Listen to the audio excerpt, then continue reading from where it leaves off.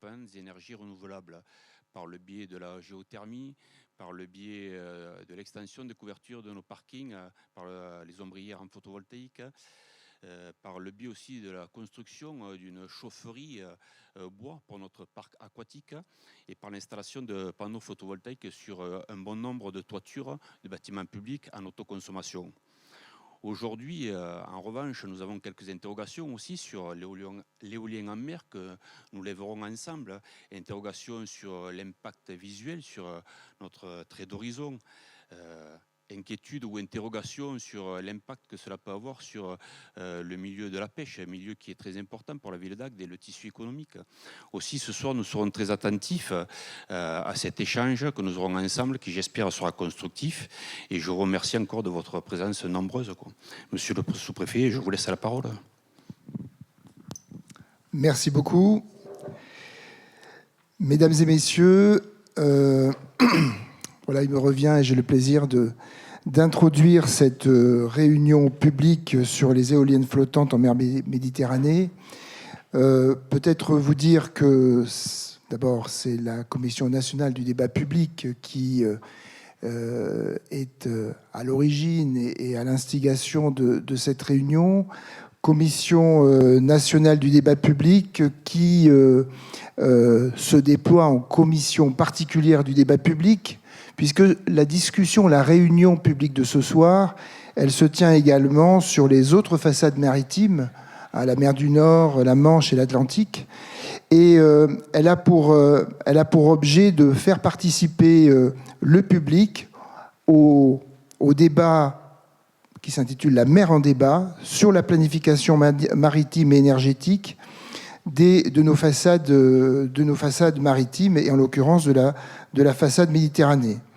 Alors je crois que jeudi dernier s'est tenue une réunion sous l'égide de l'Association des communes maritimes de la côte occitane, présidée par Madame la maire de Port-Iragne, vice-présidente du Parlement de la mer, une réunion entre élus. Et ce soir, c'est une réunion d'échange avec le public sur la planification de l'éolien en mer, avec deux séquences. Une séquence sur les premiers parcs prévus, qui ont été déjà définis par des décisions ministérielles, une décision ministérielle de mars 2022, et plus précisément leur localisation en novembre 2023, et puis une deuxième séquence sur la planification de l'éolien pour précisément voir à moyen terme, à moyen et à long terme, le potentiel de développement de l'éolien en mer, plutôt à horizon 2050.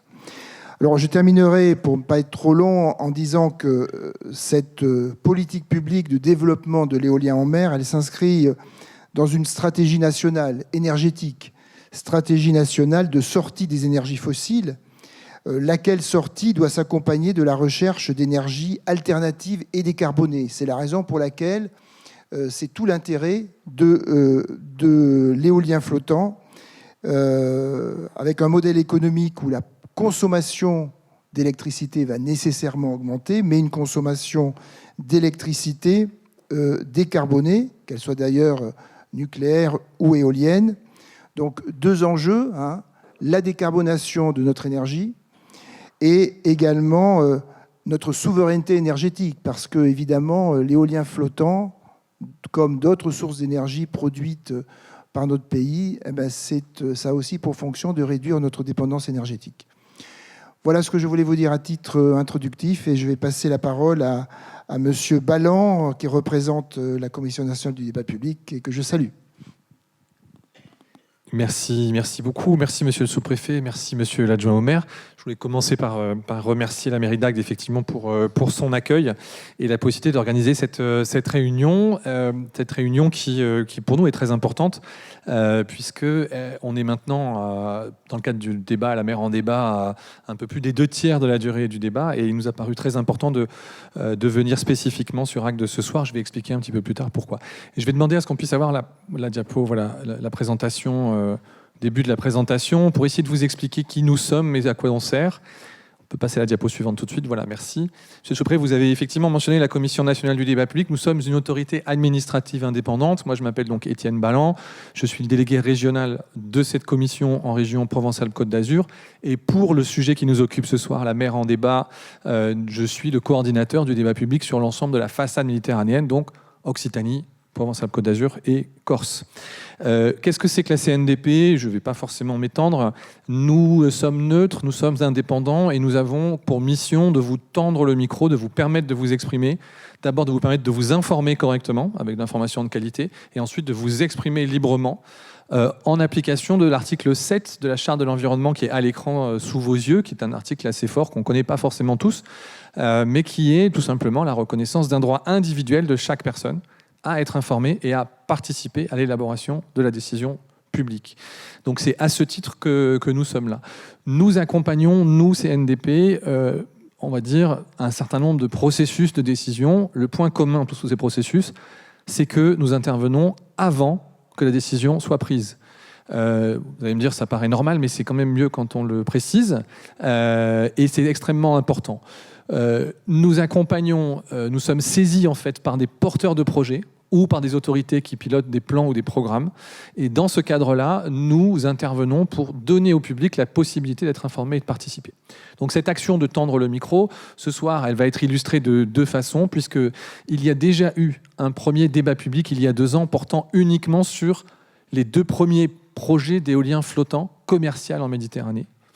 Et ces 2 projets, à l'issue de ce débat public d'il y a 2 ans, ont été décidés par l'État suite au débat public et ils font l'objet aujourd'hui d'une concertation qui accompagne le développement de ces 2 projets. Et cette concertation est menée sous l'égide de 2 garants nommés par la CNDP que je vais présenter rapidement. Donc Laura Michel qui est ici, juste qui s'est un peu mise sur le côté pour bien être identifiée, et le siège vide à côté sera bientôt rempli par Bernard Lorenzi, qui est son co-garant et qui donc vous garantit à vous le droit d'être informé et de participer sur ces 2 premiers projets commerciaux. Et c'est pour cette raison, si on peut peut-être passer à la diapo suivante. Oui, il y a une petite animation, je pense, donc on peut... Oui, vous pouvez continuer, merci. Qu'est-ce que font ces garants ? Ça vous est marqué ici. On vous invitera vraiment à les contacter pour ces 2 premiers projets toujours commerciaux. Ce sont vraiment vos interlocuteurs. Pour ce qui est des projets à suivre, c'est-à-dire au-delà de ces 2 premiers projets commerciaux qui ont été décidés, mais il reste encore beaucoup de choses à discuter et à décider, eh bien, l'État, effectivement, a saisi la CNDP pour vous proposer de participer à l'élaboration du document stratégique de façade. Donc, on peut passer à la diapo suivante. Et dans ce document stratégique de façade, c'est donc, il se trouve qu'il y a l'ensemble de l'éolien à suivre, c'est-à-dire l'image, monsieur le préfet, vous l'avez déjà mentionné tout à l'heure, le nombre de parcs et la localisation de ces parcs à moyen terme, c'est-à-dire dans une première étape jusqu'à 2035, et effectivement, comme vous l'avez dit, à long terme, jusqu'à 2050. Donc l'objet de ce débat public, la mer en débat, qui vous est présenté ce soir, et dans le cadre de lequel vous allez intervenir, c'est véritablement la planification plus globale. Donc pas seulement les 2 premiers projets, mais surtout ce qui viendrait après. Vous voyez que j'emploie le conditionnel volontairement, puisque sur ce qui viendrait après, il n'y a pas de décision prise. L'État a des intentions qu'il met en discussion, en débat avec vous. De ce fait, dans l'organisation de la soirée, c'est un petit peu particulier, mais rien de très compliqué. On va d'abord parler des 2 premiers projets commerciaux, si ça vous convient, dans le cadre de la concertation portée par l'État, avec les garants de la CNDP. Et puis, dans une deuxième session, on parlera de la planification de l'éolien à plus long terme, dans le cadre du débat « La mer en débat ». Si j'ai été clair, tant mieux. Si ce n'est pas clair, ce n'est pas grave. À la fin de la réunion, par contre, ça doit être clair. Il faut vraiment que vous saisissiez bien l'enchaînement des différentes phases et bien saisir effectivement où on en est dans la prise de décision ou dans les simples intentions vis-à-vis de ce développement de l'éolien en mer. Le débat se déroule jusqu'au 26 avril. J'aurai l'occasion, donc tout à l'heure dans la 2e session de la réunion, de revenir vous présenter un peu plus en détail les tenants et aboutissants de ce débat. Donc un grand merci pour votre participation. Vraiment, c'était très important et je l'avais promis de dire pourquoi pourquoi on avait souhaité organiser cette réunion, et pour une raison assez simple. Depuis presque 4 mois que le débat a commencé sur la mer en débat, et qu'on parle d'éolien, et pas que, on parle de tous les autres sujets, mais on parle notamment d'éolien. Il y a effectivement un territoire, un secteur sur lequel on a entendu des élus, des citoyens nous dire « mais en fait, on ne sait pas très bien en quoi on est concerné par l'éolien au large, en gros, du sud de l'Hérault, pour le dire simplement, donc le Biterrois, l'Agatois. Est-ce qu'on est concerné ? Le projet dont on nous parle dans le cadre de ce qu'on appelle l'AO6, je laisserai l'État tout à l'heure préciser ce que ça veut dire, il est intitulé ce projet au large de la Narbonnaise. Mais au large de la Narbonnaise, est-ce que nous, on est concernés ? Est-ce qu'on n'est pas concernés ? Donc nous, notre souhait, et à la demande de ces citoyens et de ces élus, c'était que ce soir, on fasse bien le point sur en quoi cette portion littorale héroltaise, sud-héroltaise, est effectivement concernée à court terme par le premier projet commercial dit au large de la Narbonnaise, mais donc dont le nom maintenant va évoluer, et en quoi ce territoire est concerné aussi au-delà, à plus, moyen et long terme. Donc c'est ça l'objectif de cette réunion. Et dans ce cadre, vous êtes vraiment libre de vous exprimer comme vous le souhaitez. Il n'y a pas de tabou dans une réunion de ce type, mais il y a une règle, enfin 2 règles, pardon, ce serait trop facile. La première, c'est que quand vous vous exprimez, on vous demande d'argumenter, on vous demande de dire pourquoi. Vous avez le droit d'avoir toutes les opinions que vous voulez, mais dans le débat public ou la concertation, pour qu'on puisse en tenir compte, il faut juste que vous vous expliquiez. C'est pas très compliqué, mais c'est vraiment une exigence importante. Et la deuxième, c'est évidemment d'éviter toute agressivité et toute attaque qui pourrait viser des personnes, voilà, ce qu'on appelle attaque ad hominem. Et dans ces limites-là de bienveillance et de convivialité, on passera une excellente soirée. Et pour la conclure, vous avez déjà remarqué qu'il y a un pot qui est prévu à la fin de la réunion. On devrait terminer la réunion autour de 20h15 à 20h30. On va se laisser une petite marge d'erreur, pas d'erreur d'ailleurs, au contraire, de souplesse pour la fin de cette réunion. Je vous remercie beaucoup et on peut donc démarrer la première session consacrée à l'éolien commercial de premier projet. Merci Étienne Balland. Je vais peut-être prendre un micro. Merci Étienne Balland. Bonjour à tous. Donc moi je suis l'animatrice de la première séquence dans laquelle on va rentrer tout de suite. Je vais vous présenter les interlocuteurs.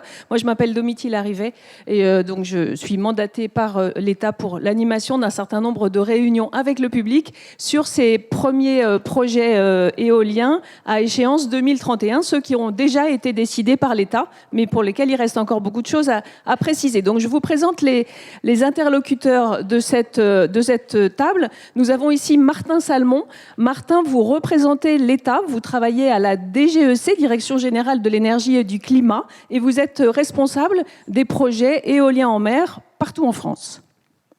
Frédéric Autric, monsieur le sous-préfet, je ne vous représente pas, maintenant vous êtes bien connu. Frédéric Autric, vous êtes directeur du projet, donc vous travaillez aussi pour l'État, mais vous êtes, comme vous dites, le local de l'État, vous êtes le directeur de ces projets éoliens en mer Méditerranée. Et Yannick Bocquenet, bonsoir. Vous représentez RTE, donc vous êtes co-maître d'ouvrage pour ces grands projets, et vous êtes responsable de concertation, donc peut-être que vous avez déjà plusieurs fois vu Yannick Bocquenet, Frédéric Autric et peut-être Martin Salmon à certaines d'autres réunions publiques qui ont eu lieu tout au long de ce débat qui date de 2021. La décision de l'État date de 2023 et la concertation continue et est en cours. Je vais vous passer la parole tout de suite, mais peut-être juste pour vous connaître un tout petit peu, puisque il y a certaines têtes qu'on a déjà vues, mais pas toutes. Est-ce que vous pourriez lever la main les personnes qui ont déjà suivi le débat public en 2021 sur ce qui s'appelle l'AO6, les 2 projets en Méditerranée? Il y a quelques personnes, mais pas tant que ça. Donc vous êtes des novices peut-être sur le sujet. En tout cas, sentez-vous totalement à l'aise de poser toutes les questions que vous souhaitez. Est-ce que vous pourriez lever la main les personnes qui habitent à Agde, qui sont vraiment de Agde en résidence permanente? D'accord. Et donc les autres sont peut-être venus d'autres communes à proximité? Très bien. Et des vacanciers? Pas encore, c'est pas encore la saison. Très bien. Je vous passe la parole. Donc Martin Salmon, c'est vous qui avez la première charge de présenter un peu l'historique de ces projets. Pourquoi est-ce que l'État s'est lancé là-dedans? Merci beaucoup, Domitille. Alors, est-ce que vous m'entendez? Oui. Oui, donc peut-être pour commencer, on voulait revenir aussi sur cette question qui vient souvent dans les questions relatives à l'éolien en mer. C'était pourquoi l'État souhaite développer de l'éolien en mer. Donc, on se propose peut-être de commencer par ce point et ensuite je viendrai plus précisément au projet. Si on essaie de faire un peu la photo de ce qui se passe actuellement en termes de mix énergétique et électrique en France, ce qu'on voit, c'est qu'on a un mix énergétique. Donc le mix énergétique, c'est vraiment toute la consommation d'énergie fossile en France. Ça inclut la consommation d'électricité, mais il y a aussi évidemment le pétrole, le gaz, tout ce qui est valorisation énergétique des déchets. On a un mix énergétique qui repose à 60% sur la consommation d'énergie fossile. Au sein de ces 60%, on a une partie qui est relative à l'électricité. Et cette électricité, elle, est majoritairement décarbonée, principalement du fait d'un parc nucléaire historique qui a été construit à la fin des années 70 et dans les années 80. Évidemment, il y a d'autres énergies électriques qui sont en train de se développer, des énergies, des ENR terrestres, évidemment, et l'hydraulique, qui est aussi un patrimoine important pour la production d'électricité. Alors, ça, c'est la photo aujourd'hui. Si on regarde un petit peu l'avenir, et c'est la diapositive suivante, l'objectif qui est écrit dans la diapositive suivante, que je dois passer, en fait. Merci. L'objectif, c'est d'atteindre la neutralité carbone en 2050. Alors, neutralité carbone, ça implique plusieurs choses. La première chose, c'est qu'il va falloir réduire la consommation d'énergie énergétique en France. Pour cela, il y a plusieurs vecteurs. Le premier des vecteurs, c'est sûrement la sobriété énergétique. Donc, c'est se poser la question de quels sont nos usages en énergie. Est-ce qu'ils sont tous indispensables? Est-ce qu'il y a des moments où on peut décaler des consommations, par exemple, ou les réfléchir autrement? Il y a un autre vecteur, évidemment, c'est l'efficacité énergétique. Donc là, c'est comment on peut mener des programmes pour être plus efficace énergétiquement, par exemple dans le bâtiment, pour moins consommer d'énergie. Ça doit nous amener à réduire notre consommation en énergie finale avec un objectif de réduction de 40% de ce volume d'énergie finale d'ici à 2050. Donc déjà, c'est quelque chose d'extrêmement ambitieux. Néanmoins, on aura toujours besoin d'énergie. On ne peut pas réduire la consommation d'énergie française à zéro pour atteindre la neutralité carbone parce qu'on en aura toujours besoin. Un vecteur de la décarbonation, c'est d'électrifier certains usages. Donc, par exemple, quand on va remplacer une mobilité thermique par une mobilité électrique, on va décarboner un usage en l'électrifiant.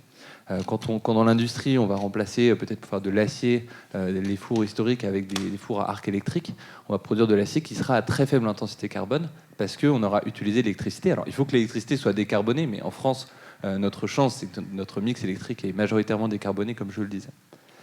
Donc ça nous amène aussi à une situation où ça peut sembler un peu paradoxal, mais pour atteindre cette neutralité carbone en 2050, il va falloir augmenter la production d'électricité en France.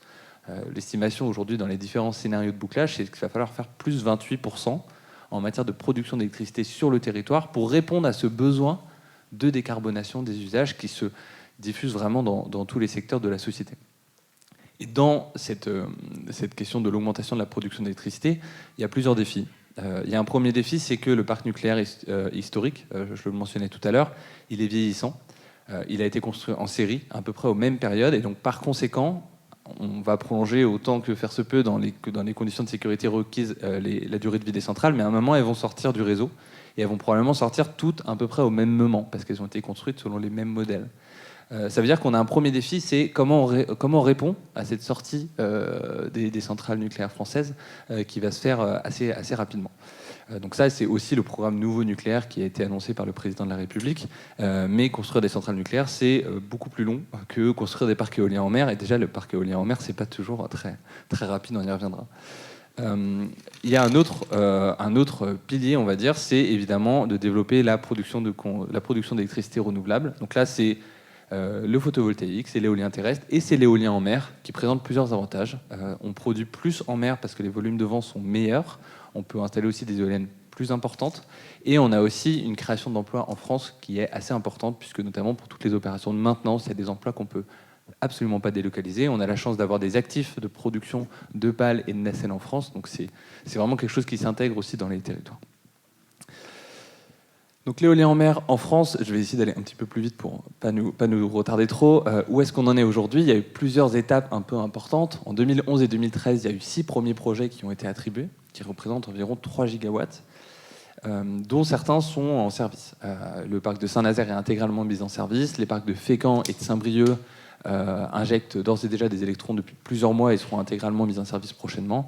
Et ensuite, on a 3 autres parcs d'ici à 2025. Il y a un troisième appel d'offres en 2019 pour le parc de Dunkerque, qui est plutôt prévu à l'horizon 2028, pour la mise en service. Et depuis fin 2020, on a lancé beaucoup de procédures pour attribuer des projets, je vais y revenir, qui représentent près de 3,25 gigawatts, dont 750 mégawatts d'éolien flottant. Et dans ces 750 mégawatts, vous trouvez les 2 parcs éoliens flottants de 250 mégawatts dont on va parler dans cette première partie de réunion. On a aussi des extensions. Donc c'est des extensions qui ont été identifiées à l'issue des débats publics. Il y a 2 extensions de 500 mégawatts pour les 2 projets méditerranéens. Et il y a surtout un besoin qui est celui de planifier davantage, d'avoir une vision de long terme. Et ça, c'est ce qu'on abordera plutôt dans la deuxième partie de la réunion. En termes d'organisation, ce qui est important d'avoir en tête, c'est que l'État, sur l'éolien en mer, est une entité planificatrice. Ce n'est pas forcément le cas sur toutes les énergies électriques, notamment terrestres. C'est-à-dire que l'État, notamment depuis les évolutions législatives de 2018 et 2020, est en charge d'identifier les zones, suite à un débat public qui est organisé par la Commission nationale du débat public, donc d'identifier les zones, et ensuite, au sein des zones, de faire le travail de dérisquage, donc avec des études techniques, environnementales, des études in situ, pour vraiment bien comprendre le site et préparer un projet qui va être le meilleur projet possible. Et c'est uniquement une fois que l'État a fait ce travail, qui est quasiment un travail de développeur en fait, sur le terrestre, c'est-à-dire de trouver l'opportunité, trouver la zone, la dérisquer sur les aspects techniques et environnementaux, que, entre guillemets, on passe la main à travers une procédure d'appel d'offres à un développeur pour qu'il finance, construit, exploite et démantèle le parc. Mais évidemment, ensuite, l'État garde son suivi du projet avec la casquette du contrôle. Contrôle est déjà au stade de l'instruction des autorisations, c'est-à-dire que l'autorisation environnementale est instruite par les services de l'État, mais contrôle ensuite sur toute la durée de vie du projet pour s'assurer qu'il est mené dans les bonnes conditions. Et à côté de l'État, il y a évidemment RTE, en entité dotée d'un contrat de service public, et on pourra y revenir tout à l'heure, qui est en charge de raccorder le parc électrique. On le verra, c'est un projet presque aussi complexe que le parc lui-même. Voilà, et pour terminer sur ma partie, simplement rappeler que c'est des éoliennes flottantes. Donc on a 2 parcs de 250 MW d'éoliennes flottantes. Donc tout à l'heure, je parlais par exemple de 3 gigawatts. Donc 250 MW, c'est 0,25 gigawatts.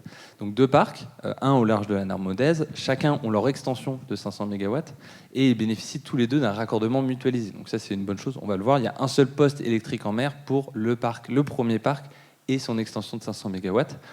Sachant que c'est des éoliennes flottantes. Donc ça, c'est une technologie qui est extrêmement novatrice pour la filière industrielle de l'éolien. La France a la chance d'être plutôt leader sur le sujet de l'éolien flottant.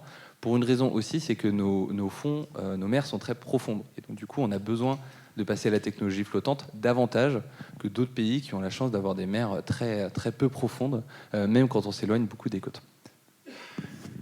Yannick ? Je sais pas si tu veux... Peut-être sur la partie RTE, je te passe la parole. Donc effectivement, bonjour, Yannick Boquenet, Réseau Transport Électricité. Je suis responsable de projet en concertation sur ces parcs commerciaux à O6 en Occitanie. Donc comme l'a indiqué Martin Salmon, nous sommes 2 co-maîtres d'ouvrage sur ces projets-là. L'État pour l'instant sur la partie éolienne et puis RTE, Réseau Transport Électricité, sur la partie raccordement. Puisque vous comprenez bien que cette électricité produite au large, il va falloir à un moment donné la rapatrier sur le terrestre.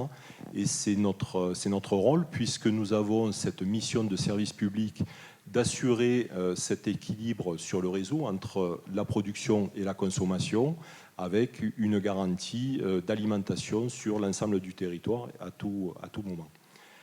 Donc cette électricité est produite au large, on la concentre sur ce poste électrique en mer, alors ça n'aura pas échappé à votre sagacité, lui il n'est pas flottant, il est posé sur le sol marin parce qu'aujourd'hui on a encore des verrous technologiques qui nous empêchent d'aller vers un poste flottant, mais on y travaille, ça veut dire qu'à un horizon 2040 vraisemblablement, on aura cet objet-là en mer qui accompagnera encore au plus près les parcs éoliens flottants. Donc aujourd'hui, il est posé sur le sol marin et de là, des câbles, comme vous avez à l'entrée, vous avez pu voir une maquette qui représente ce schéma-là et un type de câble. Là, pour l'appel d'offres numéro 6, Martin Salmon l'a dit, on va avoir un seul poste et dans un même temps, on va déployer l'ensemble du raccordement pour accueillir ces 750 MW. Donc on va le faire et dans les autorisations et dans les travaux en une seule fois.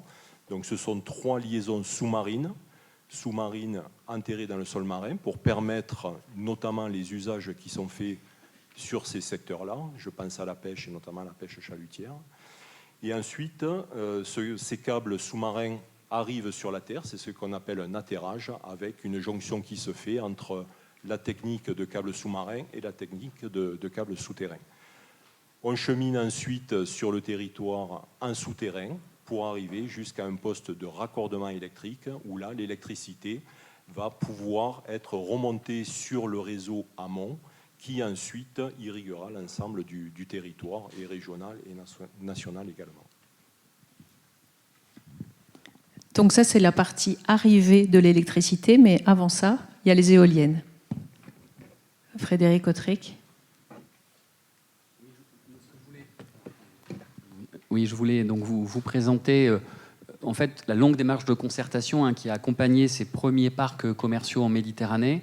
Donc vous rappelez que l'éolien flottant, ça a démarré dès 2015. Donc vous voyez, c'est déjà il y a quelques années, avec la planification de l'éolien pour des fermes expérimentales, dites fermes pilotes.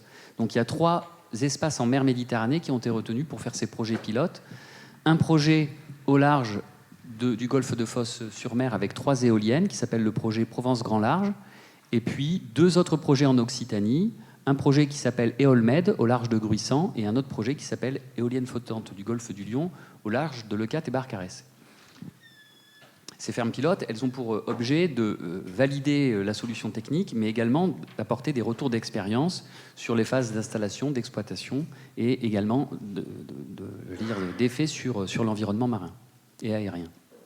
Ensuite, en 2018, à l'échelle de la façade Méditerranée, il y a un gros travail qui a été fait pour identifier des zones à potentiel pour l'éolien flottant commercial, et qui ont été intégrés au document stratégique de façade en 2019. Et vous voyez qu'il y avait 4 grandes macrozones intitulées ABCD qui partaient en gros de la limite de la frontière espagnole, enfin un petit peu plus haut, et qui rayonnaient dans le golfe du Lion pour aller jusqu'au golfe de Fos-sur-Mer. Et c'est dans ces espaces que l'État souhaitait trouver des zones pour accueillir les 2 premiers parcs dont on parle dans la première partie de cette réunion.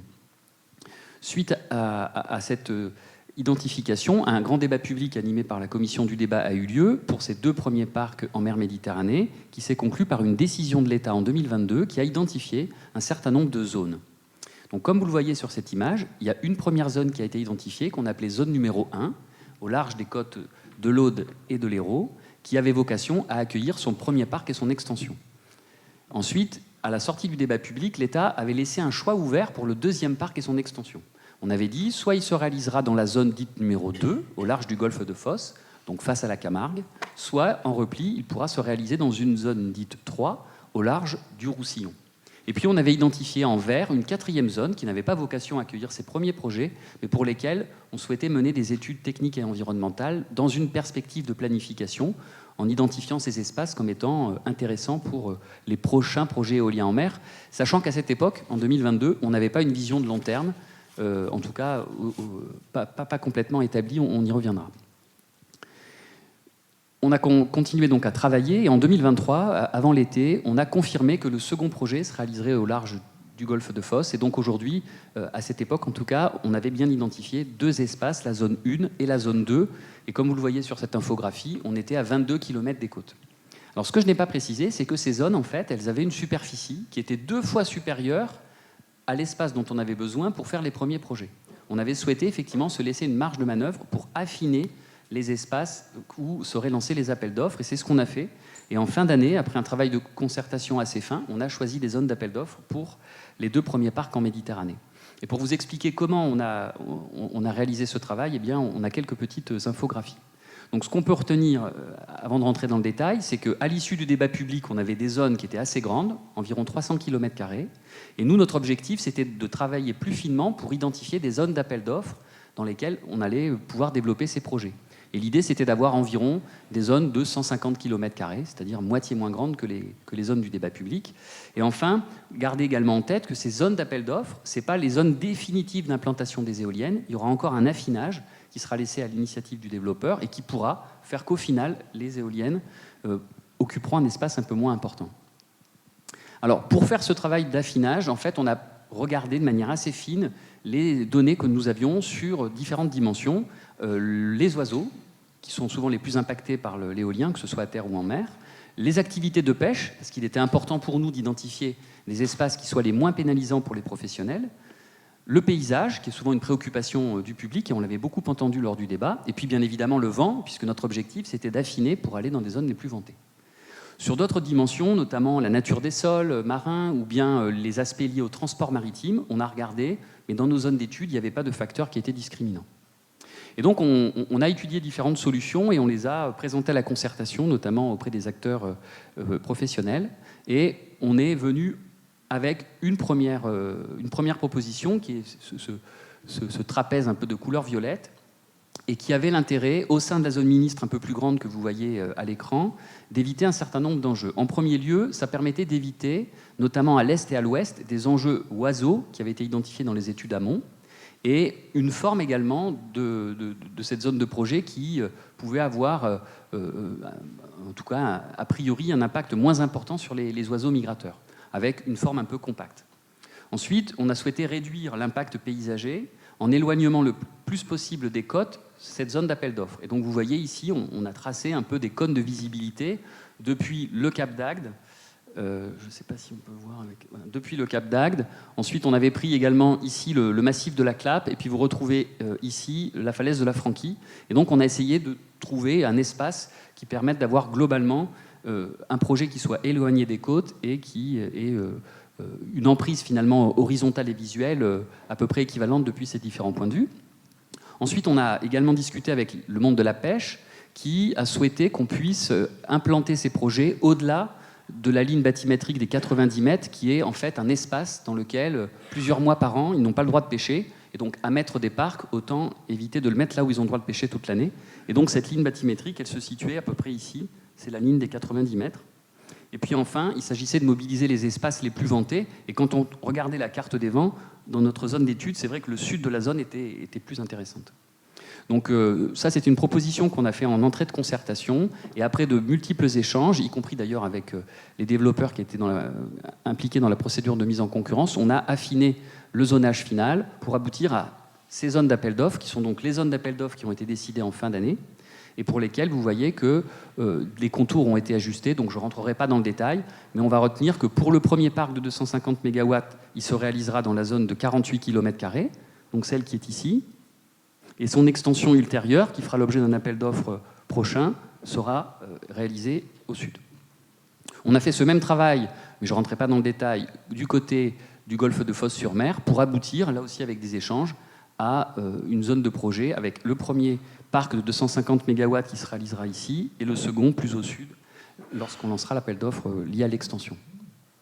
Donc au final, ce qu'on retient, c'est que pour la Méditerranée, on a donc bien 2 espaces qui vont accueillir les projets, et pour ce qui nous concerne en Occitanie, on voit que le premier parc sera environ à 25 km du Cap d'Agde, donc c'est la distance qu'on mesure ici entre le point du Cap d'Agde et l'éolienne qui sera la plus proche, et on est environ à 30 km des côtes de l'Aude et du sud de l'Hérault, compte tenu de la courbure finalement du littoral.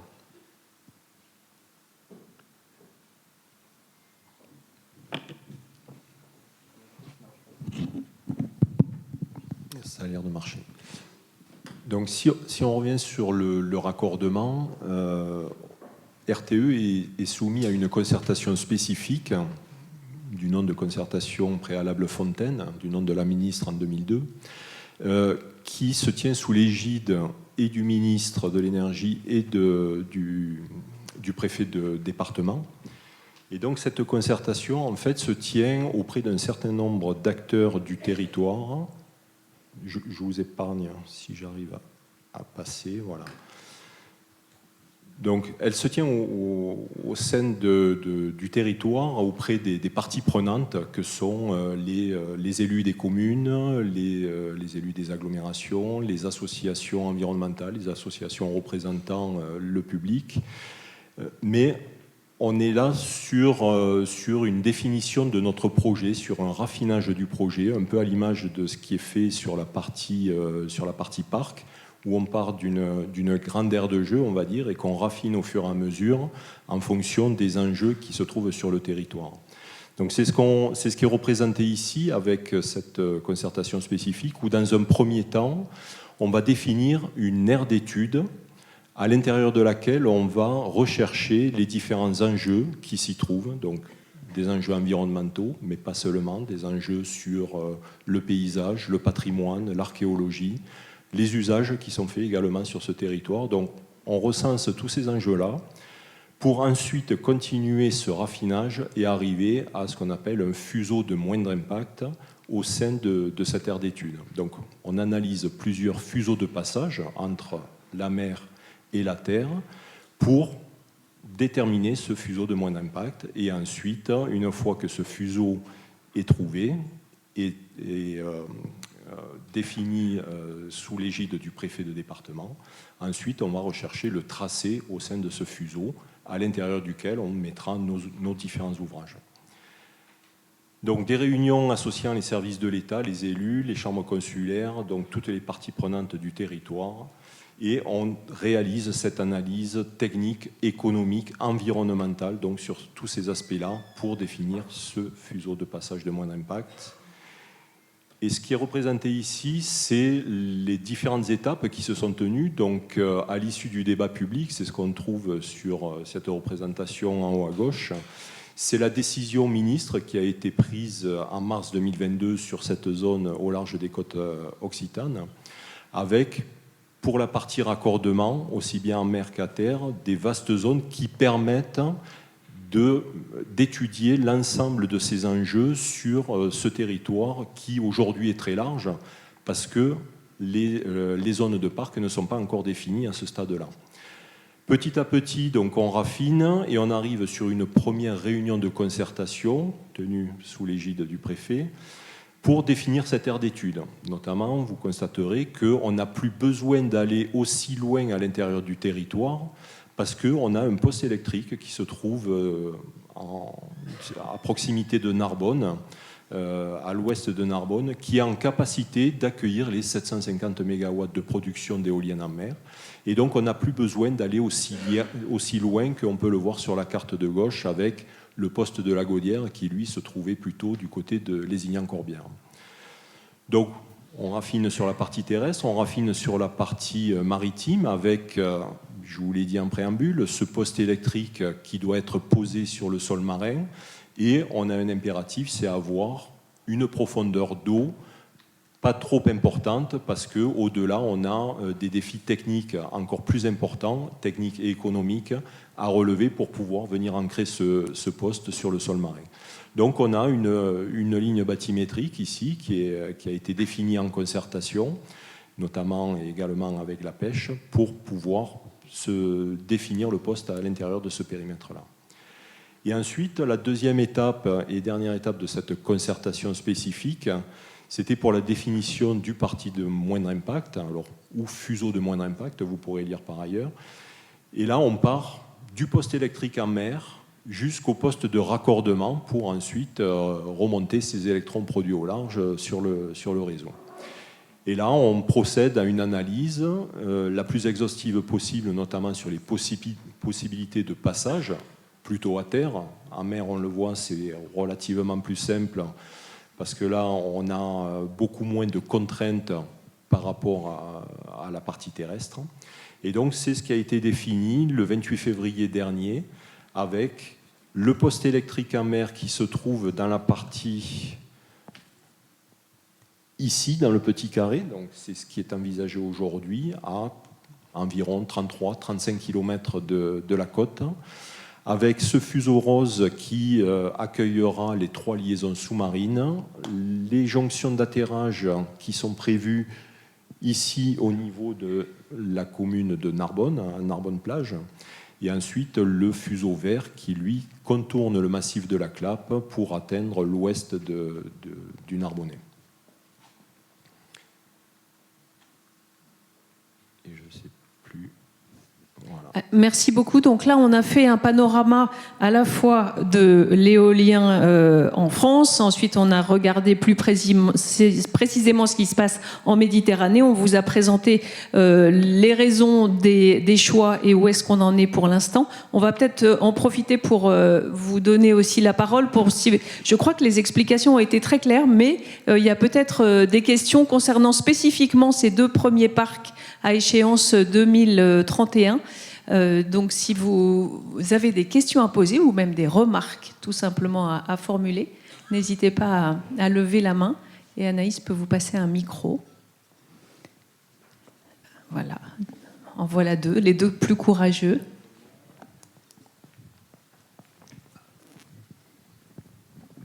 Est-ce que madame, on va vous passer un micro, est-ce que vous pouvez juste vous présenter, dire qui vous êtes? Oui, bonjour, Madame Trézy, j'habite au Cap d'Agde. Je voulais savoir, s'il vous plaît, s'il y avait eu donc une étude sur la faune marine, s'il y avait eu un rapport et si on peut le consulter, s'il vous plaît. On va peut-être prendre la deuxième question de monsieur, voir si éventuellement elles sont à... Monsieur qui est juste là devant, si elles sont agrupées éventuellement. Oui, moi je suis un plaisancier et puis habitant Agde, c'est tout. Moi, je voudrais savoir, là, on parle de 250 MW et 750 MW. Je voudrais savoir combien d'éoliennes ça représente, tout ça. Est-ce que ça représente 250 éoliennes ou est-ce que ça représente 500? C'est ça. Hein, parce que les éoliennes... Bon, ça, c'est la première question. La deuxième question, c'est quand on dit une éolienne d'1 MW, en moyenne, elle produit combien? Ça, 1 MW, c'est la puissance installée, mais la puissance moyenne qu'elle produit, c'est combien? Ça, vous avez certainement des chiffres, ça. Une autre question de monsieur. Moi, j'habite un petit village à côté, Marseillan, et là aussi, je suis plaisancier comme Jean-Claude. Et je voudrais connaître les objectifs de production énergétique que vous voulez faire sur ce parc éolien. C'est-à-dire que là, on est à 750, mais en 2030 et 2050, combien vous voulez produire? Merci. D'accord, tout ça, ça va être expliqué aussi dans la deuxième partie. Est-ce que vous voulez répondre peut-être à ça? Et j'ai vu que monsieur, vous leviez la main et vous aussi, pour peut-être d'abord sur le nombre d'éoliennes et sur leur production estimée. Alors je laisserai Martin répondre sur ces questions techniques, vous dire par rapport à la première question sur est-ce qu'il y a eu des études sur la faune marine. Donc dans le cadre du débat public de 2021, et donc on le retrouve en ligne sur le site Éolienne en mer, vous tapez éolienne en mer sur un moteur de recherche et vous tombez sur le site de l'État où on retrouve toutes les études qui ont pu être menées jusqu'à présent sur les différents secteurs, et y compris par façade. Donc effectivement, nous, pour la façade Méditerranée, on a un rapport d'étude qui est une étude bibliographique environnementale qui permettait notamment, donc, conduite par des professionnels, de faire un peu le recensement de la connaissance bibliographique, mais aussi qui avait l'intérêt de pouvoir spatialiser les risques d'effet de l'implantation d'éoliennes sur différents compartiments de la nature. Donc on avait un compartiment qui était celui des poissons, mollusques, crustacés, pour voir s'il y avait des zones de frayère, de nourricerie ou de développement qui pouvaient être concernées. On avait le compartiment des oiseaux, donc notamment les oiseaux marins, le compartiment des mammifères marins, donc notamment le grand dauphin qui utilise notre espace maritime, et puis les habitats du fond de la mer, ce qu'on appelle les habitats benthiques. Et donc vous aviez des cartes qui montraient le risque d'effet de l'implantation d'éoliennes en mer Méditerranée, et ça nous a beaucoup aidé, notamment quand on a fait la recherche des zones qu'on vous a présenté tout à l'heure et l'affinage qu'on a également présenté, pour pouvoir justifier finalement les choix que nous avions conduits. Alors Martin Salmon, combien d'éoliennes et combien vont-elles produire? Alors, combien d'éoliennes, je vais donner un ordre de grandeur. C'est-à-dire qu'on ne peut pas savoir avec certitude parce qu'en fait, le parc sera mis en service à l'horizon 2030-2032 et les développeurs qui vont répondre à l'appel d'offres vont faire des hypothèses sur la puissance de chaque éolienne. Mais ces hypothèses, elles peuvent évoluer en fonction de finalement le travail des turbiniers qui fabriquent ces turbines et qui font de l'innovation technologique. Aujourd'hui, on voit les turbines qui grossissent. Mais on a une fourchette quand même. Voilà, j'arrive après le disclaimer, j'arrive à la fourchette. Aujourd'hui, on voit les annonces des turbiniers, c'est des turbines de l'ordre de 15 à 16 MW pour l'horizon dans 2 ou 3 ans. Et si on regarde l'horizon 2030, on se rend compte que la possibilité d'avoir des turbines de 20 MW est assez plausible, ce qui ferait de l'ordre de entre 12 et 13 éoliennes. Alors peut-être que ce sera 15, peut-être que ce sera 11, mais l'ordre de grandeur, c'est pour un parc de 250 MW, c'est entre 10 et 15 éoliennes. Là, je pense qu'on est assez confiant sur le fait de vous donner la bonne indication. Donc c'est 2 fois entre 10 et 15 éoliennes à 2 endroits en Méditerranée. Pour les deux. Puis donc, des extensions. Exactement. Et ensuite, du coup, l'extension 500 MW, un peu plus tard, même question sur les puissances unitaires, mais du coup, on peut envisager que ce sera 250 MW, ça ferait peut-être entre 10 et 15, puis 2 fois entre 10 et 15. Ce qui fait 45 éoliennes maximum. Et peut-être juste pour répondre sur la production énergétique, parce que c'était aussi une demande, la région a l'avantage d'avoir des vents d'une qualité exceptionnelle. Donc on est sur des régimes de vent qui atteignent les 10 mètres par seconde. L'avantage de l'éolien en mer, c'est qu'il a des régimes de vent beaucoup plus fiables. Ce qui veut dire qu'on a, en général, on parle du facteur de charge. Donc le facteur de charge, c'est finalement, si on prend l'énergie réellement produite et qu'on la divise par l'énergie qui aurait pu être produite si l'éolienne avait tourné tout le temps, tous les jours, au maximum de ses capacités, on a le facteur de charge. Pour le terrestre, c'est 20-25% pour le photovoltaïque, pour l'éolien terrestre. Pour le photovoltaïque, c'est encore moins. Pour l'éolien en mer flottant en Méditerranée, on est assez optimiste sur l'idée qu'on aura quelque chose de l'ordre de 50%. Alors pour les premiers parcs, c'est un petit peu moins, c'est du posé, c'est pas dans la Méditerranée, mais on est vraiment sur cet ordre de grandeur, ce qui est assez intéressant. Donc 2 fois l'éolien terrestre, en gros. En termes de capacité à produire, très concrètement. Alors, il y avait monsieur qui voulait poser une question, madame et monsieur. Ah, bah, ouais. Et vous aussi. Allez, on en prend 4 d'un coup. Madame, est-ce que vous pouvez vous présenter? Alors, Annie Couder-Moneron, je suis la représentante du sénateur Christian Biac. La question que je voulais vous poser, c'était je voulais savoir si les études avaient pris en compte le recul du trait de côte et si ça avait un impact sur les parcs éoliens, et parce que ça aura un impact sur les collectivités, les territoires côtiers. Voilà. Monsieur, peut-être au premier rang, pour que tu fasses moins de kilomètres, Anaïs. Oui, bonjour. Je suis monsieur Boyer, je représente l'agglo de Béziers. Voilà, c'était simplement pour savoir, donc les éoliennes seraient situées à environ 25 km de la côte. C'était pour savoir l'impact visuel que ça pouvait avoir sur les gens, le tourisme étant quand même important dans la région. Est-ce que ça n'aurait pas un impact sur la venue de touristes dans la région? Voilà. Très bien, donc le trait de côte, le tourisme, monsieur, et puis il y avait madame devant aussi. Bonjour, Jean-Claude Coubeau, je suis le président de l'association Agaté. Et je voudrais savoir à quel moment vous comptez faire des études d'impact environnemental.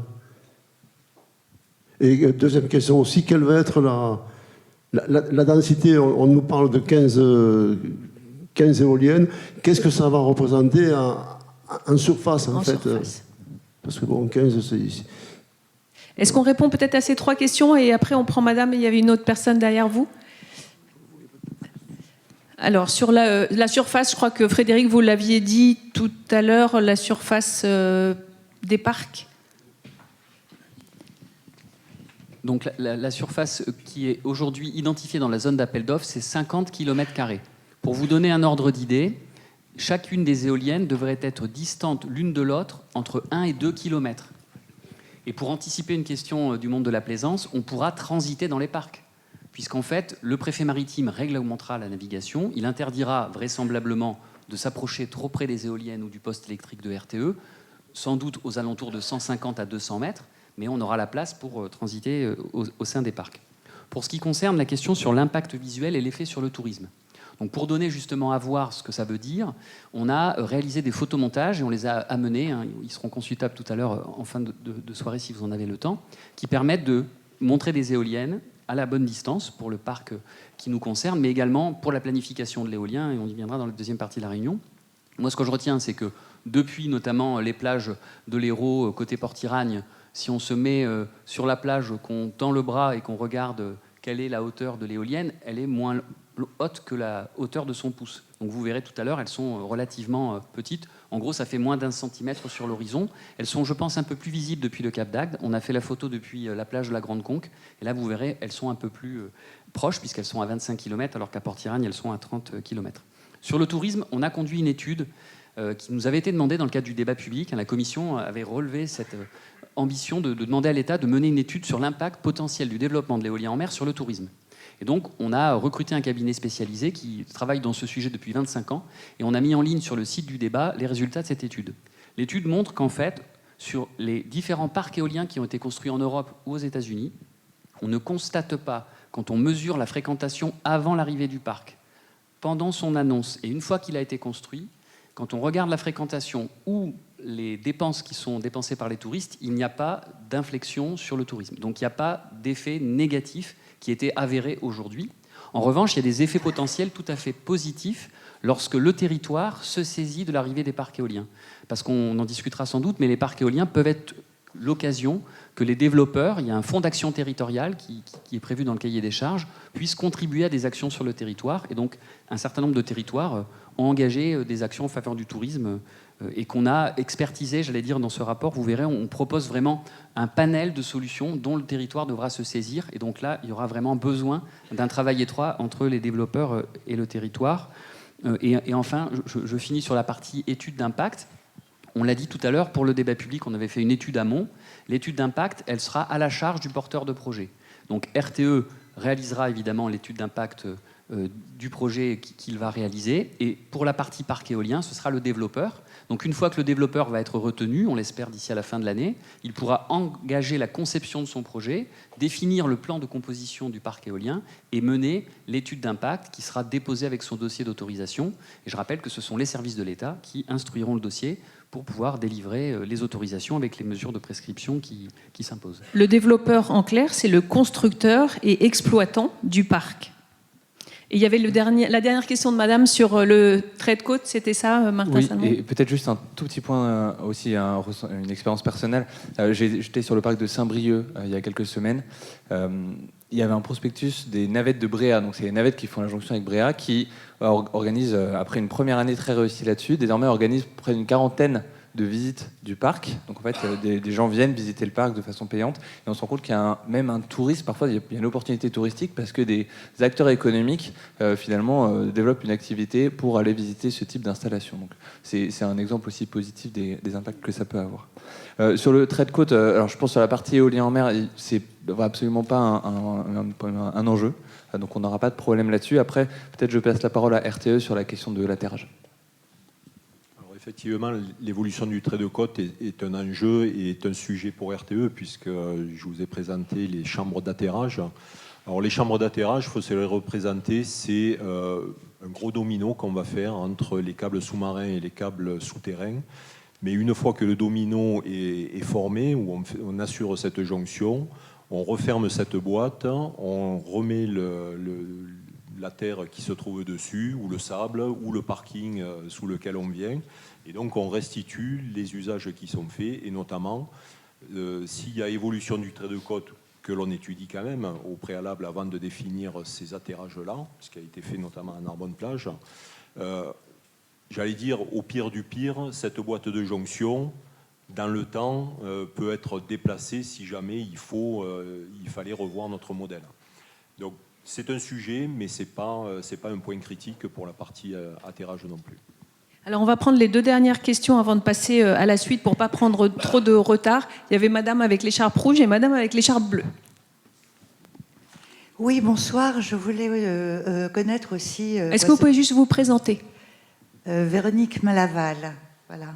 Vous habitez à Gatoise. D'accord. Et je voulais savoir, comme il y a pas mal de parcs naturels qui reçoivent des oiseaux migrateurs, je voulais savoir quel était l'impact sur la route migratoire des oiseaux.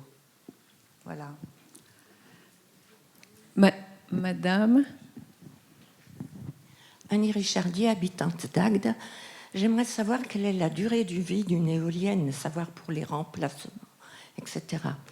Et une autre question au sujet du raccordement à la Terre. Il y a le massif de la Clappe à contourner. Est-ce qu'il n'était pas possible de faire arriver sur Terre, un peu plus au sud de Narbonne, pour essayer d'aller dans une ligne plus droite ?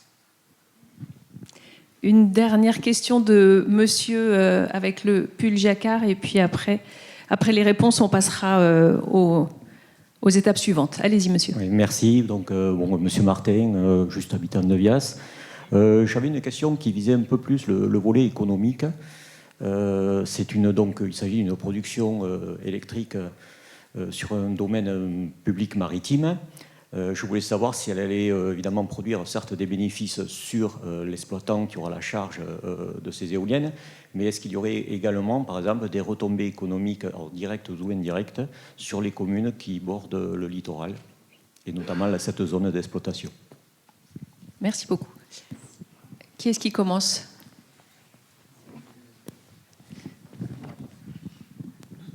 Alors, écoutez, j'essaie de le faire dans l'ordre. Donc, vous évoquiez la question sur les oiseaux migrateurs. Donc, lors du débat public de 2021, l'État avait déjà fait le constat avant le débat public de la lacune de connaissances qu'on avait sur les flux migratoires. On sait qu'il y a des millions d'oiseaux qui franchissent la mer Méditerranée 2 fois par an, mais on n'avait pas une idée précise de la localisation de ces passages, des hauteurs de vol des oiseaux, de la manière dont ils fréquentaient finalement la mer Méditerranée. Et donc, on a souhaité, l'État, financer une étude qui est portée par l'Office français de la biodiversité et qui s'appelle Migralion, pour les oiseaux migrateurs du golfe du Lion. Alors, c'est les oiseaux migrateurs, mais c'est aussi les chauves-souris, parce qu'il y a des chauves-souris qui peuvent fréquenter la mer. Donc, cette étude, elle a été lancée en 2021 et elle rendra ses conclusions en 2025. Donc, il y a plusieurs campagnes chaque année qui sont faites. Campagne 2022, campagne 2023 qui s'est terminée. On a des campagnes en 2024, donc aux 2 périodes de l'année migratoire, au printemps et à l'automne, qui seront conduites donc cette année. Et on aura des conclusions finales de ce programme d'action qui coûte à peu près 4 millions d'euros d'ici au printemps 2025. Pour ce qui concerne la durée de vie des éoliennes, on est sur une durée de vie qui est estimée entre 25 ou 30 ans. Et je passe ensuite peut-être la parole à mes collègues pour le reste. Sur le raccordement, effectivement, si on peut reprendre cette représentation, tout à fait, il y a un contournement de la clappe. Alors, l'aire d'étude, au sein de cette aire d'étude, on avait identifié plusieurs possibilités d'atterrage, mais lorsqu'on a fait ces intercomparaisons des différents fuseaux et de ces différents atterrages, notamment on en avait plus au sud, sur la commune de Gruissant, les enjeux, notamment environnementaux, étaient bien plus forts que ceux qui étaient présents sur cet atterrage-là, et c'est pour ça que le fuseau de moindre impact s'est focalisé sur Narbonne-Plage. On avait un fuseau, puisqu'on a été exhaustif, on avait un fuseau qui passait au sein de la clappe sur la route départementale, mais comme je vous l'ai indiqué, nous avons 3 liaisons souterraines à faire passer pour les 750 MW. Et il a été identifié que la route départementale qui assure la liaison entre Narbonne-Plage, Gruissant et puis l'entrée de Narbonne était en capacité d'accueillir ces 3 liaisons-là. Et donc, en termes d'impact, c'était plus intéressant de passer sur cet ouvrage routier que plutôt d'aller chercher plusieurs fuseaux de passage, notamment celui de la Clappe, ou voire même un fuseau nord. Donc certes, ça fait un contournement, mais en tout cas, en termes d'enjeux environnementaux, on a des enjeux très forts sur la partie sud de l'aire d'étude, avec plage de Mateille, donc zone naturelle, et puis surtout les étangs de l'Hérault et l'étang de Bages. Donc là, pour le coup, on n'a pas proposé de fuseau de passage au sein de ces étangs-là ou des atterrages plus au sud. Et alors la dernière question sur les retombées économiques et fiscales, comment est-ce qu'elles se répartissent finalement ? Oui, c'est une très bonne question évidemment. Il y a des éléments que je vais donner dans la deuxième partie de la présentation. Donc je vais juste donner un premier élément de réponse et ensuite je compléterai si ça vous convient, pour dire que notamment dans ce qui est des retombées fiscales, il y a une taxe éolienne en mer. Donc déjà il y a une redevance parce qu'il y a une occupation du domaine public maritime, donc le développeur paye une redevance. Et ensuite il y a plus précisément une taxe éolienne en mer dont le montant est plutôt élevé comparé aux autres énergies électriques. Pour un parc de 250 MW, on parle de 4,7 millions d'euros, si mon calcul de coin de table à l'instant est correct, par an pendant toute la durée d'exploitation du projet. Ensuite, il y a le domaine public maritime, donc ça c'est jusqu'aux 12 000 nautiques, et ensuite il y a la zone économique exclusive, qui sont deux, entre guillemets, excusez-moi c'est un petit peu abscon, mais c'est deux environnements juridiques différents. Historiquement, il y a cette taxe, elle a été créée dans le domaine public maritime, parce que c'est là où on faisait nos premiers projets.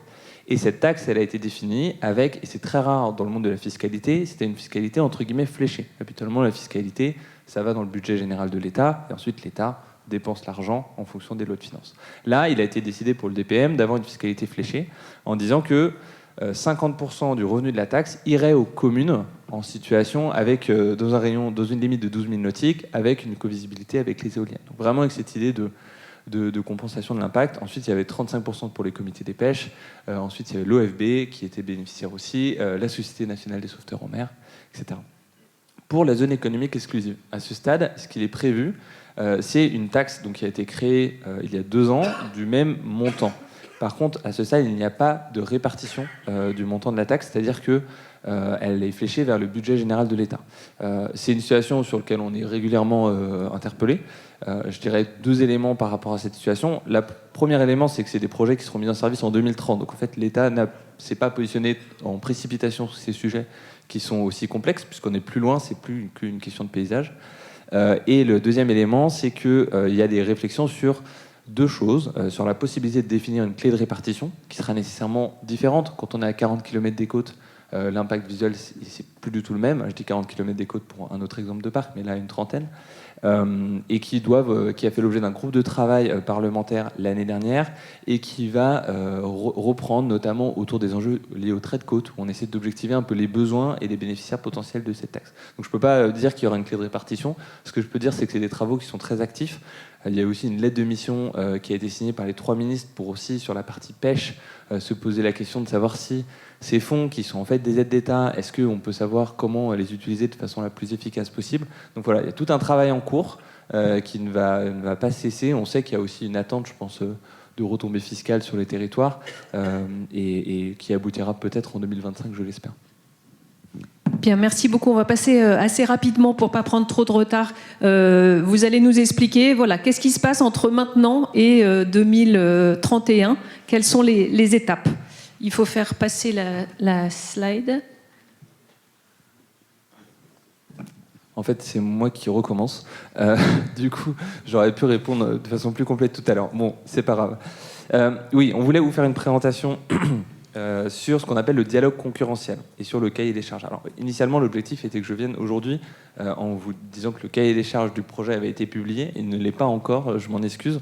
Mais je vais néanmoins vous pouvoir partager des éléments qui sont certains et qui seront dans le cahier des charges. Donc, pas d'inquiétude sur ce point.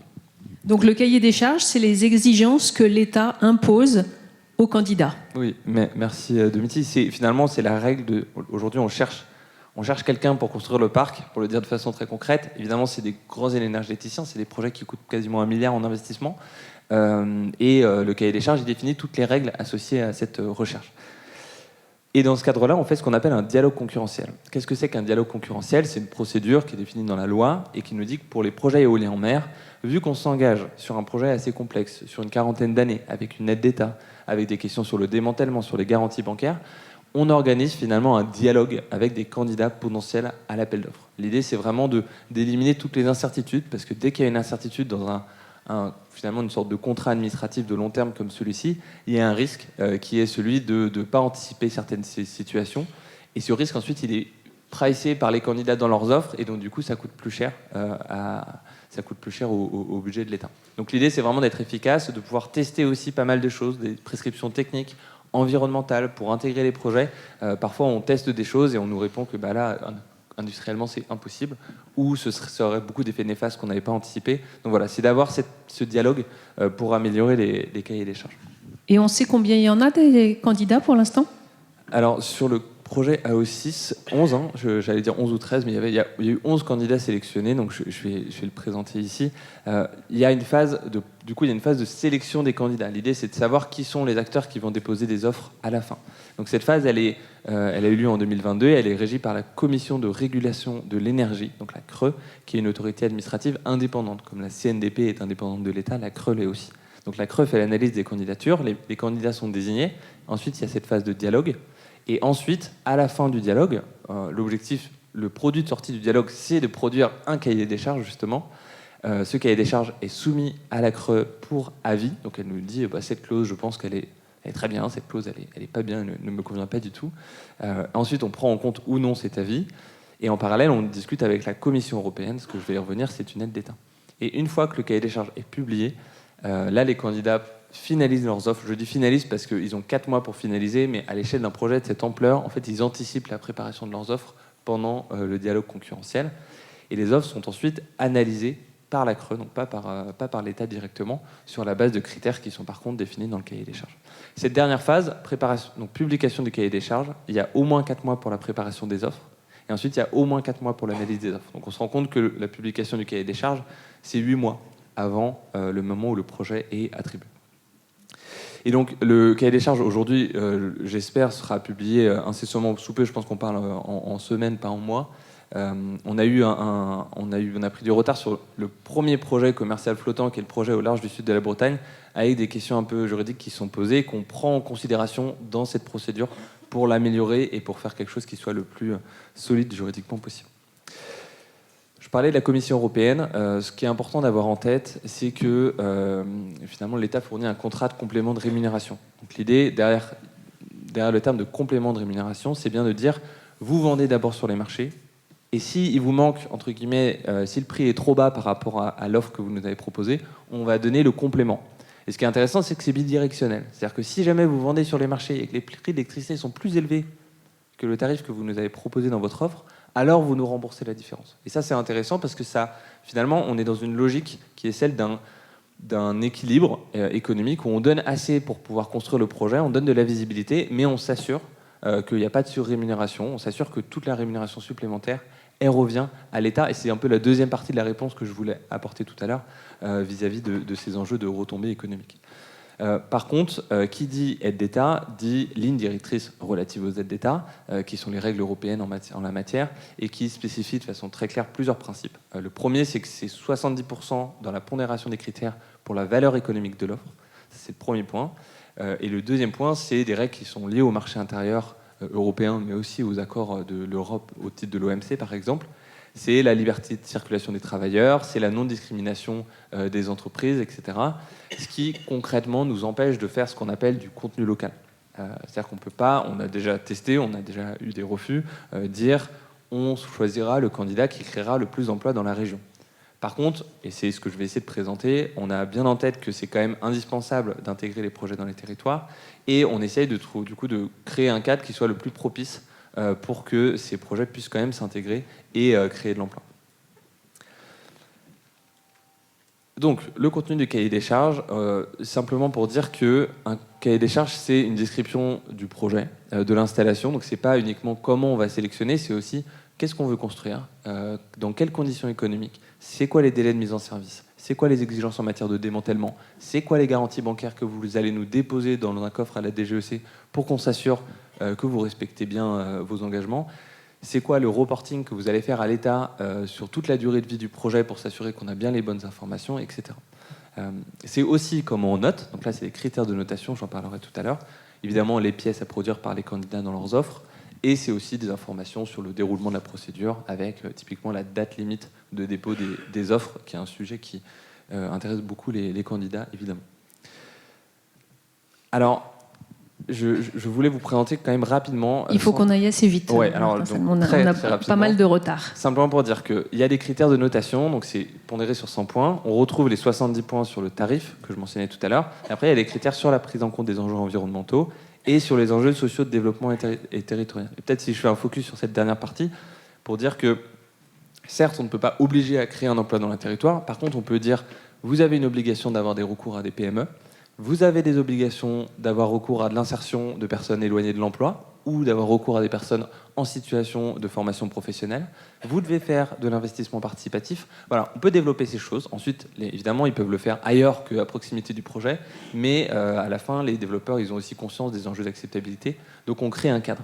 Pour l'environnement, on a aussi des exigences en matière de recyclage, notamment très fort sur tout ce qui est pales, flotteurs, ancrage, mâts, soit en tant que critère, soit en tant que prescription. Dernier point aussi sur les questions de contenu local, on les oblige à une certaine forme de transparence avec plusieurs choses. L'obligation de publier le contenu local du projet régulièrement pour donner des informations, publier l'organisation industrielle du projet. On se dit aussi que les PME, les ETI des territoires, elles ont besoin d'avoir accès à une information. C'est-à-dire qu'il faut que tous les ans, il y a une mise à jour du programme industriel du projet avec les marchés qui vont être passés, le tout en français, les besoins de compétences, les besoins en certification. L'idée, c'est aussi d'encourager ce dialogue, voire de le forcer, dans le cas présent du cahier des charges, pour s'assurer que les entreprises locales en bénéficient. on a des enjeux porteurs sur lesquels je ne vais peut-être pas me détailler. Et on parlait tout à l'heure, il y a un fonds, il y a un engagement pour le producteur. En tout cas, on lui demande de s'engager pour répondre à allouer un montant d'au moins 5 millions d'euros aux mesures de développement territorial. Ils sont régis aussi par les enjeux européens que je mentionnais tout à l'heure. Mais l'idée, c'est quand même de pouvoir cranter avec certitude ces éléments. Et dernière diapositive, après je passe la parole. Il y a des enjeux environnementaux aussi. J'en parlais sur le recyclage. Il y a des seuils sur les émissions carbone en phase de construction. Il y a des seuils aussi en phase d'exploitation, parce que la phase d'exploitation, c'est des navires parfois qui font des allers-retours, et on veut s'assurer que c'est bien contrôlé. Et un dernier point important, présence locale du lauréat dès l'attribution, dans le mois qui suit l'attribution, avec le fait de nommer un correspondant en charge des relations avec les organisations professionnelles, notamment la pêche, avec des obligations de réunions régulières pendant notamment les phases d'études. Voilà, donc tous ces éléments, on peut aussi les cranter dans le cahier des charges. Pour conclure, sur toute cette somme d'informations, le cahier des charges, il peut pas. On sait qu'il y a beaucoup d'attentes autour de ce document.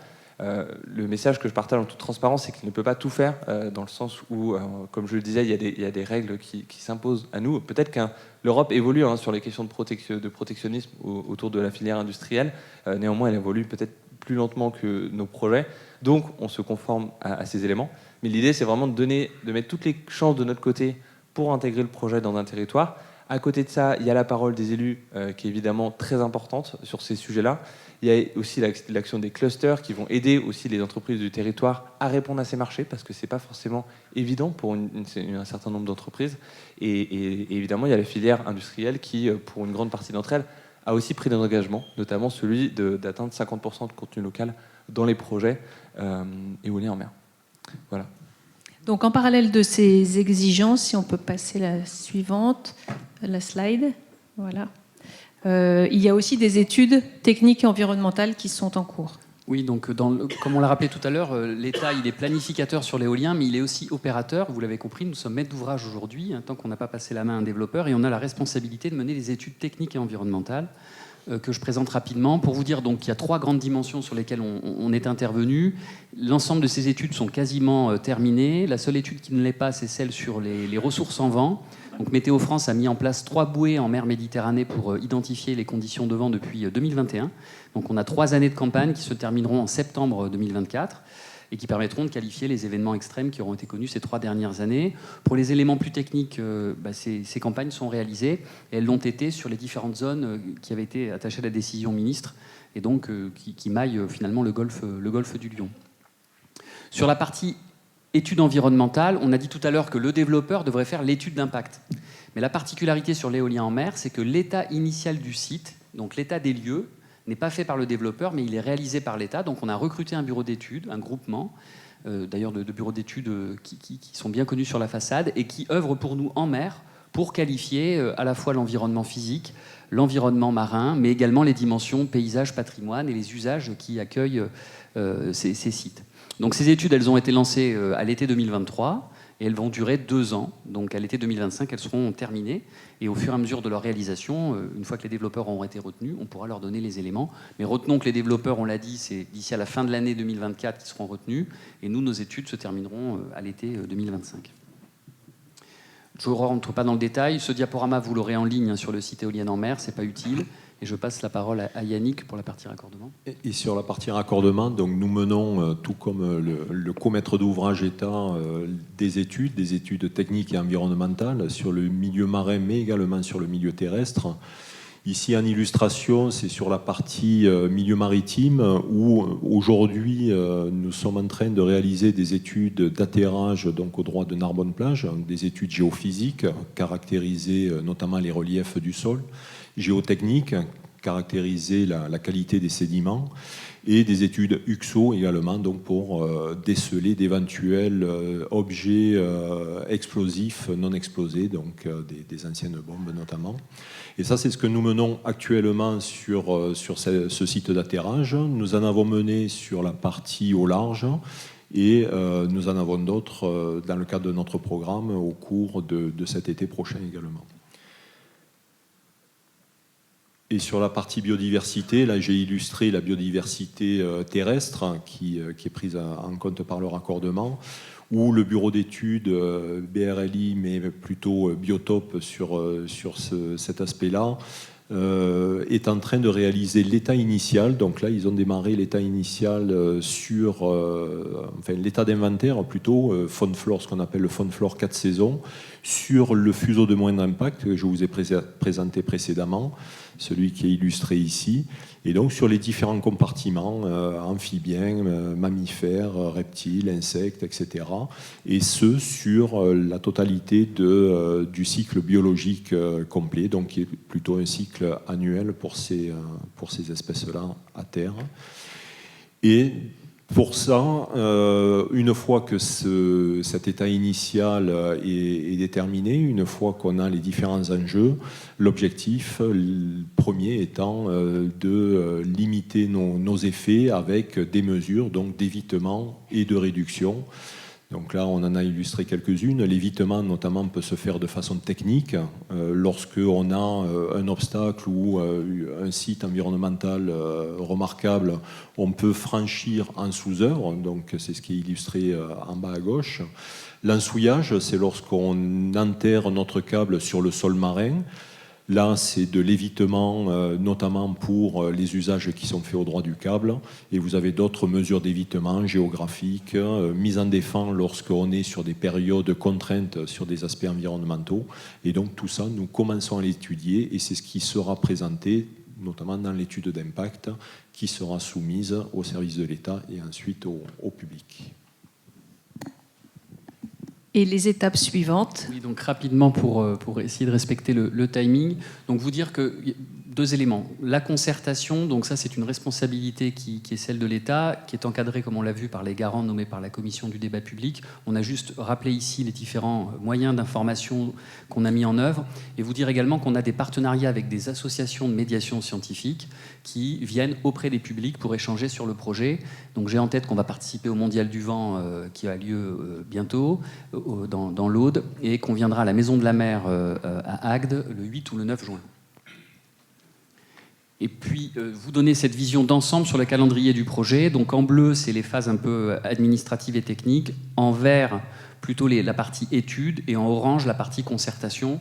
Retenir grosso modo que pour ces parcs éoliens en mer, il faut compter environ 7 ans entre le moment où on attribue le projet à un développeur et le moment où il est mis en service. Ça dure 7 ans pour faire des études, obtenir des autorisations, construire les projets. Donc si on attribue fin 2024, ça veut dire qu'on ne sera pas avant fin 2031 pour la mise en service des premiers parcs de 250 MW, aussi bien celui au large de l'Occitanie que de Provence-Alpes-Côte d'Azur. Voilà ce que je voulais donner comme vision un peu temporelle. Merci beaucoup. Donc là, on a fini sur la présentation de cette première séquence. Étienne Balland, est-ce que vous me laissez prendre 3 questions encore très rapidement sur cette séquence-là avant d'aborder les projets à plus long terme? Qui voudrait lever la main? 1, 2, 3, oulala, 4, 5. Il va falloir, on va aller vite, on va les regrouper. Bonjour, Jean-Pierre Lehoux, Aracde. Vous n'avez pas parlé de l'entretien des plateformes éoliennes qui sont des véritables radeaux et sur lesquels le fouling va se fixer. Comment vous faites l'entretien et comment vous ne polluez pas en faisant cet entretien? Deuxième point, la ressource halieutique, puisque c'est des radeaux, vont amener des poissons sous ces radeaux et comment vous vous intégrez dans l'évolution de la ressource halieutique où je vous signale que depuis aujourd'hui, des parlementaires français et européens ont lancé une étude pour la fin du chalutage et multiplier les petits métiers par 10. Merci. Il y avait monsieur derrière. Bonjour. Tout à l'heure, vous avez parlé des campagnes bathymétriques et sédimentologie et géophysique, géotechnique, comme quoi elles étaient terminées. Est-ce que les rapports de ces campagnes sont réalisés et est-ce qu'ils sont disponibles? Merci. Juste, vous ne vous êtes pas présenté, monsieur. Pardon. Mathias Jouve, je travaille pour la Fondation OpenSea. D'accord. Madame au fond. Bonjour, Brigitte Ferrand, je suis de Sète et je suis élue au conseil portuaire, représentante de tous les plaisanciers. J'ai une petite question. J'aimerais savoir si vous avez fait des études de vent C'est-à-dire que, ok, on pourra traverser les parcs éoliens, mais j'imagine que les flux de vent vont être perturbés. Y a-t-il eu des études à ce propos? Et puis j'ai une autre question qui n'a rien à voir avec les plaisanciers. Vous avez, enfin, le gouvernement, la région a créé un très grand port et a surtout agrandi Port-la-Nouvelle. On ne parle pas de Port-la-Nouvelle. Et pourtant, au Conseil portuaire de Sète, on nous a annoncé que Port-la-Nouvelle était destiné à l'éolien en mer. Hein. Et donc j'ai visité effectivement toutes les installations, assez remarquables, certes, mais là on n'en parle pas.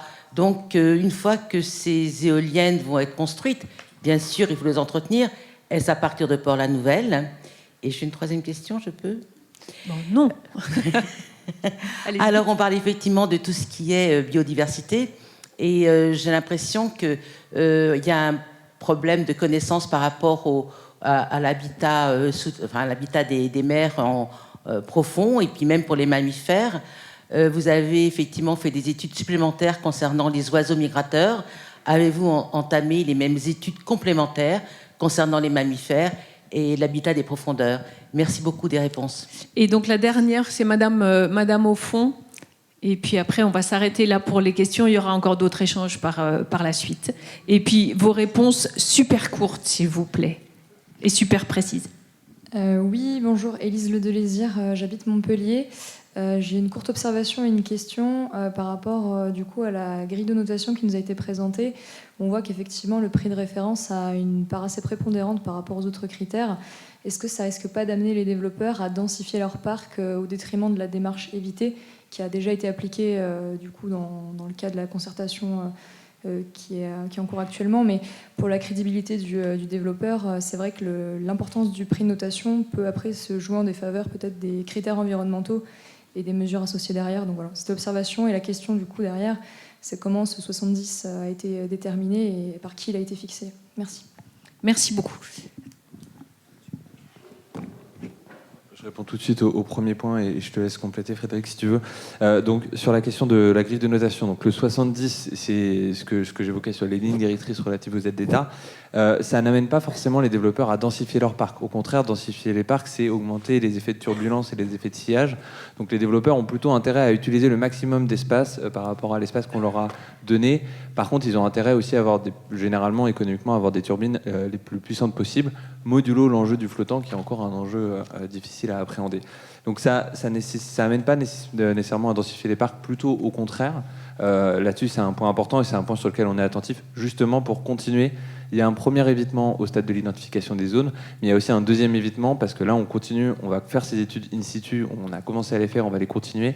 Et l'idée, c'est bien de pouvoir continuer à préciser le projet, parce qu'à la fin, il est de la responsabilité du développeur d'obtenir l'autorisation du projet. Si le projet n'est pas autorisé parce qu'il n'est pas sérieux environnementalement parlant, il ne peut pas se retourner contre l'État. C'est sa responsabilité propre. Peut-être répondre sur Port-la-Nouvelle et après je te passe la parole. Port-la-Nouvelle et l'Observatoire. Effectivement, le Port-la-Nouvelle a des perspectives très intéressantes sur la question de l'éolien flottant. Et je voulais simplement mentionner qu'il y a un programme qui s'appelle France 2030, qui est un programme de financement justement en partie de la transition énergétique. Et dans ce cadre-là, a été publié la semaine dernière un appel à projet doté de 190 millions d'euros, dont l'objectif est précisément de permettre d'accompagner et de financer les travaux que vont devoir faire les ports pour pouvoir s'adapter à cette montée en charge de l'éolien flottant. Puisqu'il y a eu des choses qui ont été faites à Port-la-Nouvelle et à Marseille-Fos dans le cadre des fermes pilotes. Maintenant, il faut passer à l'échelle et faire un petit peu plus. Et peut-être un dernier point, je propose sur les campagnes et le lien avec OpenSea, vu que c'est une réunion publique, d'en parler tout à l'heure pour gagner du temps. Sur la biodiversité, je voulais aussi mentionner les études. Il y a vraiment les études in situ, les études dans le cadre du débat public, et il y a aussi les études nationales à travers l'Observatoire national de l'éolien en mer. Et je vous encourage vivement à aller voir sur le site internet, si vous tapez Observatoire national de l'éolien en mer, vous avez toutes les informations, avec près de 50 millions d'euros d'études qui sont financées justement pour comprendre, acquérir de la connaissance sur les impacts sur la biodiversité. Un exemple, on a financé une expertise scientifique collective CNRS Ifremer. C'est exactement le même fonctionnement qu'un GIEC sur le climat, avec près de 3000 ils vont synthétiser près de 3000 publications en anglais sur les interactions sur la biodiversité et l'éolien en mer, avec des résultats qui seront évidemment à la fois pour les décideurs, mais pour le grand public. Donc il y a beaucoup d'études qui sont menées. Maintenant, il faut qu'on arrive à en parler et à les vulgariser. Ensuite, pour les questions qui ont été posées sur le biofouling, sur la ressource halieutique ou l'effet éventuellement perturbateur des vents pour les plaisanciers, ce travail il va être conduit dans le cadre de la définition des projets, donc je n'ai pas de réponse absolue sur ces 3 questions. Eh ben, je crois que ça y est, on a tout couvert un petit peu rapidement, mais il pourra y avoir des échanges encore. Il y aura d'autres séquences, madame, si vous voulez prendre à nouveau la parole. Étienne Balland, c'est à votre tour, et donc vous allez nous projeter 10 ans plus tard, oui, jusqu'en 2050.